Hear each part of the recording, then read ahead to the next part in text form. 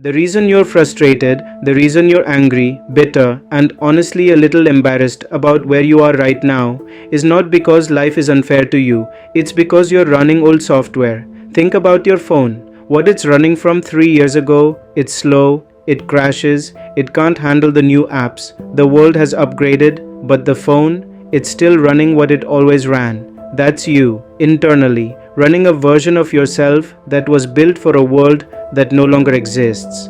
And life keeps sending you the update notification, and every single morning you hit remind me tomorrow. Today, we're doing the upgrade, and I'm gonna warn you right now, it's gonna require you to delete some things that used to feel like you.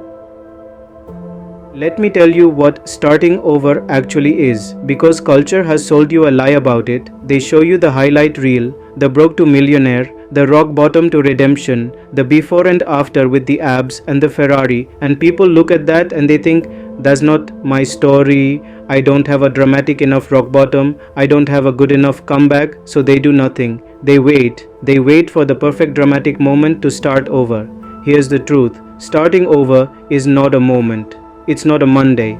It's not January 1st. It's not when you get fired or when she leaves or when you hit some number in your bank account. Starting over is a decision you make in the middle of a completely ordinary Tuesday. You're sitting there, maybe it's 11 p.m., maybe you just finished a shift that didn't pay you what you're worth. Maybe you just scrolled past someone younger than you living a life that looks better than yours, and something in your gut says, not anymore. That quiet, almost private moment, that's your starting over. No announcement, no audience, just you and the decision. And what makes it so hard, what makes most people walk right past that moment and go back to Netflix, is that starting over requires you to be brutally honest about one thing. Who you've been is not who you need to be. And that truth, it stings. I want to talk to the person who already knows what they should be doing. You already know. You've watched the videos, you've read the books, you have the notes app full of goals you've never touched. You're not stuck because you lack information. You're stuck because of identity. See, your brain doesn't care about your goals. Your brain cares about consistency with who it thinks you are. And somewhere along the line, through your upbringing, through failure, through the people who doubted you, through the times you doubted yourself, you built a story, a narrative. I'm not the type of person who has money. I'm not the type of person who starts businesses. I'm not the type of person who gets the good life. And every time life presents you with an opportunity to be different, your brain, trying to protect you, trying to keep you consistent, it talks you out of it. Imposter syndrome, procrastination, overthinking, self-sabotage. Those aren't character flaws. They're your old software doing exactly what it was programmed to do, keep you where it thinks you belong. But here's what's changing. In 2026, the gap between people who move and people who wait is widening faster than at any point in our lifetime. The economy is rewarding people who adapt. The job market is punishing people who coast. Inflation doesn't care about your comfort zone. Opportunities don't wait while you're figuring yourself out. The world has already upgraded the terms of the contract. Most people just haven't read the new contract yet. So let me ask you something, and I want you to sit with this, don't just skip past it. 5 years from today, if you keep living exactly as you're living right now, where are you? Same apartment, same paycheck, same conversations, same excuses, or are you somewhere you would actually be proud of? Because one of those is the truth, and only one of those is acceptable. Everybody talks about habits, wake up early, cold shower, journaling, and those things aren't wrong, but they're downstream. They're symptoms of the real work, not the real work. The real work is deciding who you are now, not who you want to be in 5 years, not who you will be once you get your act together. Now, today, with what you have, where you are. Decide. I am a person who handles money responsibly. I am a person who shows up. I am a person who invests in themselves. I am a person who does not make excuses. Now, your actions have to catch up to that identity, not the other way around. Most people wait to feel like the person before they act like the person. They are waiting on the feeling, the confidence, the clarity. Listen, The feeling comes after the action, not before it. Every time. No exceptions. You won't feel ready. You'll never feel ready. Readiness is a lie. Your comfort zone tells you to keep you in place. The people you admire, the ones who built something real, they started terrified. They started uncertain. They started without all the answers. The only difference between them and you right now is that they moved anyway. Sacrifice is the door. Not sacrifice in the sense of pain for pain's sake. I mean sacrifice in the truest sense. Giving up who you used to be to become who you need to be. The late nights with people who are going nowhere. The scrolling that consumed 3 hours you never get back. The comfort meals, the comfortable numbness, the I'll start Monday that became 47 Mondays. You have to let that version of you go, and I'm telling you, you'll grieve it. There will be a weird moment where you miss the old version because even though it was keeping you broke and stuck and small, it was familiar. Familiar isn't the same as good. Don't confuse comfort for direction. Now let's talk about money, because starting over without addressing your finances is like renovating a house that's built on a cracked foundation. I'm not gonna hit you with complicated investing strategies or crypto plays. I'm gonna give you the truth that most people your age were never taught, because no one thought to teach it. First thing, your income is not your wealth. I need you to write that down somewhere. Your income is what you earn. Wealth is what you keep, grow, and protect. In 2026, with the cost of living in this country, you can earn $60,000 and be completely financially fragile. And you can earn $40,000 and be building something real. The difference is not the number, it's what you do with the number. Second thing, stop spending to feel better about feeling broke. I know that sounds harsh, but the most common financial trap for people in their 20s and 30s right now is lifestyle inflation fueled by emotional spending. You feel stuck, so you buy something. You feel behind, so you go out. You feel unworthy, so you wear the brand that says you're not. And every one of those purchases is a vote against your future. Third thing, the basics actually work, they're just boring. And boring doesn't go viral. Know exactly what comes in and what goes out every single month. Not approximately, exactly. Build a 3 to 6 month emergency fund before you invest in anything else. That's not optional, that's your foundation. Then if your job offers a 401k match, take the full match. That is free money that your employer is handing you. And I'm telling you right now, if you're not taking it, you are leaving money on the table every single paycheck. Then, when you're ready, index funds. Simple, low cost, diversified. Not individual stocks you heard about on social media.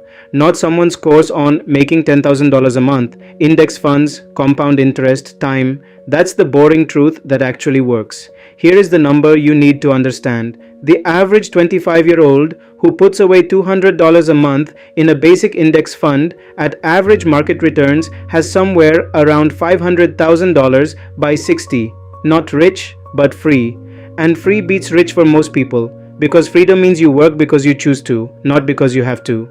Now, what about debt? Because I know some of you have student loans, credit card debt, medical bills, the full American experience of 2026. Here is the order. High interest debt first, always. If you are paying 20% interest on a credit card, that card is the most expensive investment you own. Pay it down, then build, then invest, in that order. And I want to say one more thing about money that nobody talks about. Your relationship with money is emotional. How your parents talked about money or didn't talk about it is living in you right now. The shame, the fear, we don't talk about that.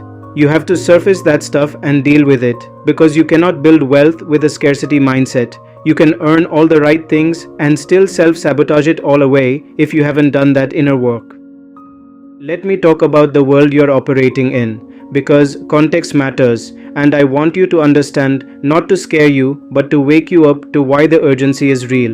In 2026, the gap between the financially prepared and the financially unprepared is not a gap anymore. It's a canyon. Housing affordability is genuinely one of the hardest it's been in decades. Inflation has done its work. The traditional path, school, stable job, house, retirement, that path has more potholes than it used to. And at the same time, more opportunity exists for individuals who are adaptable, skilled, and consistent than at almost any other time in history. The tools available to someone with a phone, a work ethic, and a clear head in 2026 are extraordinary. AI is changing what skills are valuable. Remote work has changed what geography means for your income. Side income, digital skills, service businesses, these are real pathways that didn't exist for your parents' generation at this scale. But here's the thing, those tools favor the person who's already moving. They don't wait for you, they don't come to your door. The window of advantage is open right now and windows close. I'm not asking you to hustle yourself into the ground. I'm asking you to be awake, to be intentional, to stop sleepwalking through an era that is genuinely full of leverage for people who show up prepared. The people who look back on this decade with pride, they're the ones who decided right now, in this weird, uncertain, expensive, overstimulating world, to get clear and get moving. That can be you, but only if you stop waiting for permission. Alright, so here's what the actual upgrade looks like. Not theory, steps. Step 1. Get honest about your current snapshot, not a vague feeling, a real number. What do you earn? What do you owe? What do you own? What do you spend? Write it down. All of it. The number doesn't matter right now. Clarity does. You can't navigate if you don't know where you're standing. Step 2. Kill one thing that's been costing you more than money. There's something in your life right now that is quietly draining your energy, your time, your focus, your peace. Could be a relationship, a habit, a subscription to a life you no longer want. Identify it, then end it or change it. You can't build new habits in a space cluttered by old ones. Step 3. Pick one skill to develop in the next 90 days, not 10. 1. The world in 2026 pays well for specific demonstrated skill. Writing, sales, code, video, design, bookkeeping. Pick something that the market wants. Invest your off hours in it. 90 days of focused effort will separate you from the version of yourself who just watched videos about getting better. Step 4. Build a dead simple monthly money plan. Income minus needs minus savings equals the rest. Every dollar should have a job before it hits your account. Not a complicated budget with 47 categories, just the architecture. What's fixed? What's saved first? What's left for living? Keep it simple enough to actually do. Step 5. Change your social radius. This one will cost you relationships and it will be worth it. You become the average of who you spend your time with, not morally, cognitively. The people you're around shape what you think is normal, what you think is possible, what you're willing to tolerate. Seek out people who are moving. You don't have to drop everyone, but you have to be intentional about who gets your consistent time and energy. Those 5 things aren't complicated, they're not new, you might have even heard some of them before. But knowing and doing are 2 completely different countries, and most people live their whole lives in the country called knowing, wondering why they never arrived at the country called having. Somewhere in this video, something hit. Some sentence landed a little too close. Maybe it was the part about waiting. Maybe it was the money stuff. Maybe it was that question about where you'll be in 5 years. Whatever it was, that's your signal. Don't scroll past it. Don't file it under, "I'll think about that later." Later is how your life became the thing you're trying to change. Starting over doesn't ask for your whole life at once. It asks for today, just today. One honest conversation with yourself. One decision. One action. However small, that says the old version ends here. Because here's what I know about you, and I know this without knowing your name, your situation, your history. You wouldn't be watching this if something in you wasn't ready. People who are fully satisfied don't look for this kind of content. You're here because part of you knows it's time. The next version of you, the one who is financially grounded, mentally clear, purposeful, proud of their choices, that person exists. They're not some fantasy. They're not for other people. They're just you making different decisions consistently over time. You have what it takes. You've always had what it takes. The question is whether you decide today, not Monday, not after the holidays, today, to act like it. That's the truth about starting over. Now go do something with it.